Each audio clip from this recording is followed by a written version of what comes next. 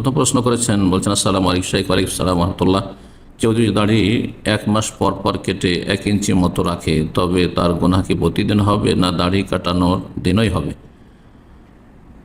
দাড়ি চেঁছে ফেলা বা ছোট করা কেমন গুনাহ, কাবিরা না সাগীরা? অনেকে যুক্তি দেখান বাম হাতে পানি খাওয়া যেমন নিষেধ, এটাও ওই রকম নিষেধ, বড় গুনাহ না।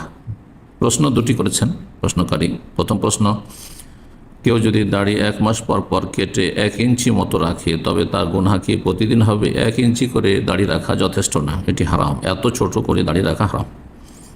কমপক্ষে 1 মুষ্টি রাখতে হবে, যেমন ফুকাহা কেরামগণ বলেছেন। বলছেন তার গুনাহ কি প্রতিদিন হবে না দাড়ি কাটানোর দিনও হবে? দাড়ি কাটানোর দিনও হবে এবং প্রতিদিন যেহেতু সে দাড়িবিহীন থাকছে তো সেটি হবে। অনেক ওলামার এই কথাটি বলেছেন যে দাড়ি মন্ডন বা দাড়ি একেবারে ছোট করে রাখার গুনাহ হচ্ছে স্থায়ী গুনাহ, কন্টিনিউ গুনাহ। জি, তো এই জন্য সবসময় গুনাহগার থাকবে। আল্লাহ সঠিক বুঝদান করুন। দাড়ি চেঁচে ফেলা বা ছোট করা কেমন গুনাহ, কাবিরা না সাগীরা?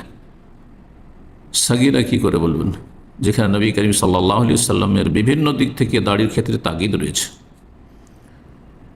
বহুমুখী গুরুত্ব রয়েছে দাড়ির। আর যদি কোনো গুনাহ সাগীরাও হয় আর সেটা নিয়মিত করা হয়, তাহলে সেটি আর সাগীরা থাকে না, কাবিরা হয়ে যায়। এটি আহলে সুন্নাত ওয়াল জামাতের বিশ্বাস। সুতরাং এই দাড়ি নিয়মিত কাটতে থাকবেন, মন্ডন করতে থাকবেন, আর বলবে এটি সাগীরা গুনাহ, এটি ভুল কথা।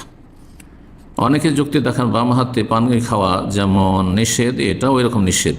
এটা তো তার মন গড়া কুপ্রবৃত্তির অনুসরণের কথা। এ তুলনা করার অধিকার তাকে কে দিল? তারপরে বাম হাতে পানি খাওয়া এটি নিষেধ, এটিও হারাম, কিন্তু হারামের বিভিন্ন স্তর রয়েছে। নবী সাল্লাল্লাহু আলাইহি ওয়াসাল্লাম এটিকে শয়তানের স্বভাব বলেছেন, বদ স্বভাব শয়তানের। ফাইন্না শয়তান ইয়াকুলু বিশমালি ওয়া ইয়াশরাবু বিশমাল, শয়তান বাম হাতে পানাহার করে, শয়তানের কাজ কেন করবেন? জি, সেটাও হারাম, এটিও হারাম। জি,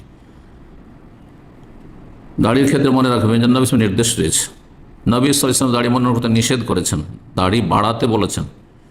তৃতীয় বিষয় হচ্ছে যে কাফের, মজুস, মুশরিক, পৌত্তলিকদের সাথে সদৃশ্যতা নিষেধ করেছেন, তাদের বিরোধিতা করতে বলেছেন। খালিফুল মজুস খালিফুল মুশরিকিন, তারা দাড়ি মন্ডন করে, তোমরা মন্ডন করিও না।